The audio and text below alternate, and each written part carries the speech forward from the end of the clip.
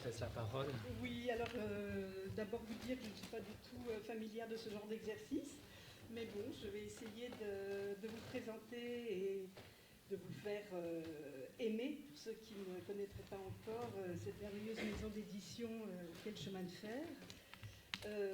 Il y a quelques années, quand François, qui est là, est arrivé à la librairie pour présenter les éditions du chemin de fer, je dois dire que j'ai été complètement, vraiment émerveillée par le travail éditorial que je découvrais.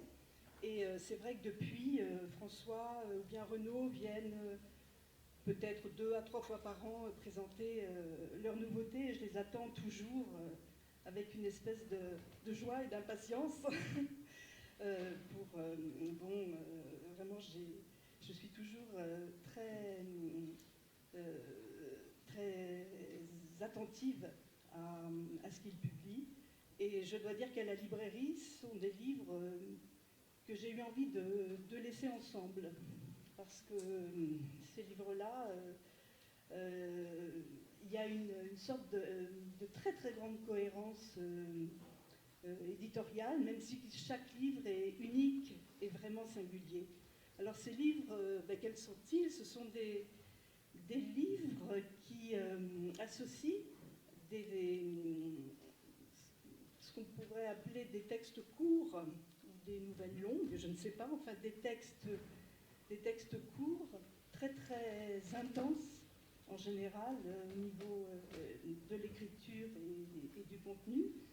Et chaque texte est confié à un artiste. Alors un artiste qui peut être un dessinateur, un peintre, qui peut être un photographe. Il y a quelques textes aussi avec des photos. Il y a même un texte qui est accompagné d'images d'archives, hein, si je me souviens bien.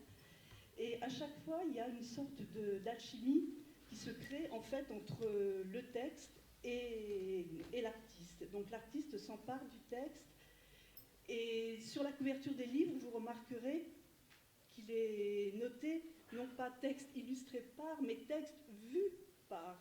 Donc c'est vraiment une sorte de vision que l'artiste tente de dégager en fait de ces textes. Et donc l'accompagnement en général est absolument magnifique. Alors vous dire que donc moi c'est un travail qui me touche vraiment énormément.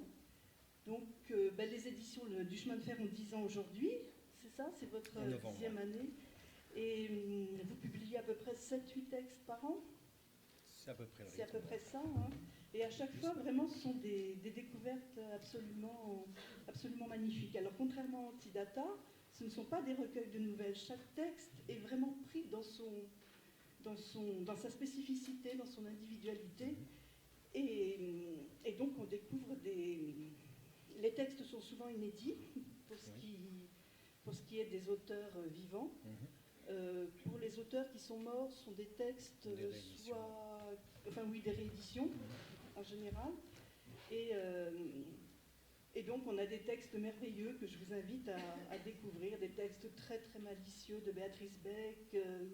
On a un texte splendide de Virginia Woolf, une promenade dans Londres sous prétexte d'aller chercher je ne sais plus quoi, une cigarette ou un crayon. Elle en profite pour nous promener au sens propre et figuré dans cette ville. On a des textes de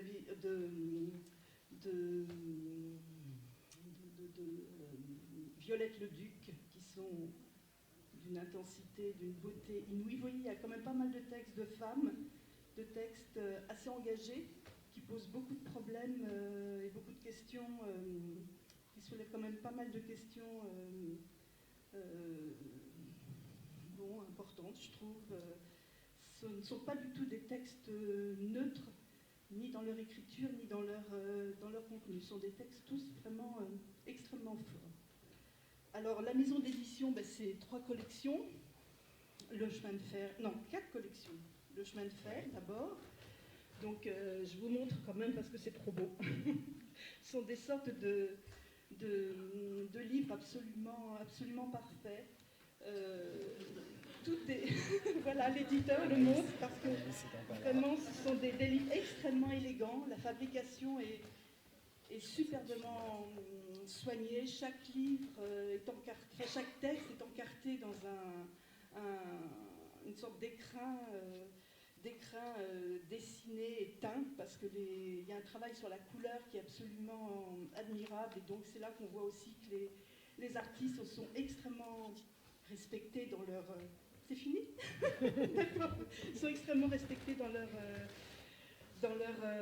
travail. Enfin, moi, c'est une maison d'édition que j'aime énormément. Les livres sont vraiment... Je les mets tous en avant parce que je trouve que c'est vraiment très très beau. Les clients adorent feuilleter les livres, les regarder, les toucher.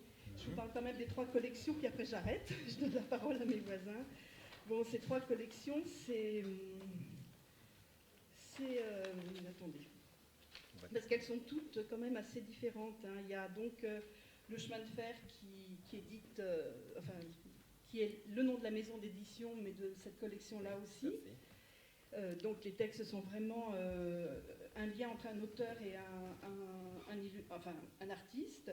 Ensuite, il y a une collection, on reste toujours dans le domaine ferroviaire, qui s'appelle Le Cheval à vapeur, et qui donne qui donne carte blanche à un graphiste pour s'approprier et mettre en forme un texte. Il y a Micheline, la collection Micheline, donc qui est sur un papier, moi j'adore, qui est bleu myosotis, comme ça. Alors il n'y a pas d'illustration, il y a juste souvent une couverture et quelques interventions. Et voilà, quelques interventions graphiques, mais alors vraiment extrêmement subtiles, qui sont de couleur terre, ocre, enfin c'est trop beau. Et donc là, vous publiez des textes, des rééditions surtout, et de la poésie. Il y a un texte de Genet, quand même, je vous le montre, c'est une splendeur. Ce qui est resté d'un Rembrandt déchiré en petits carrés bien réguliers et foutu aux chiottes, c'est vraiment magnifique. Fabienne, il faut voilà. que tu Et me laisses un tout petit Et après, peu il y a de temps. voiture, et la collection voiture 547. Premier texte, écriture audacieuse. Donc j'arrête et je vous convie à lire ces livres de toute urgence. Voilà. Alors, il nous reste plus, je ne sais pas. Nous, on a choisi de filer la métaphore aviaire. On a demandé à Fabienne des Oiseaux Rares de nous présenter. On veut vous présenter ce texte qui s'appelle Le Théâtre des Oiseaux de Christophe Segas et Pierrick Naud. Pour aller vite, ça me trouble beaucoup. Renaud, présente-nous Christophe Segas. Voilà. Oui.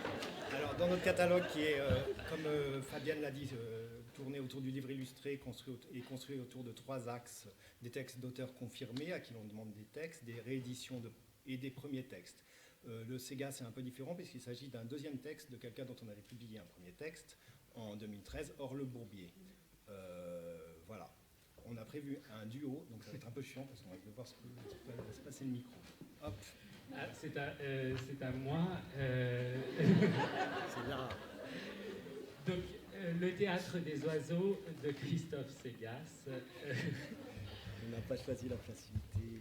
Oui, non, mais on va pas assez vite, Renaud. Donc, Christophe Segas, en fait, il y avait déjà dans son premier livre les mêmes thèmes chez Christophe Segas, qui bâtit toujours des mondes utopiques.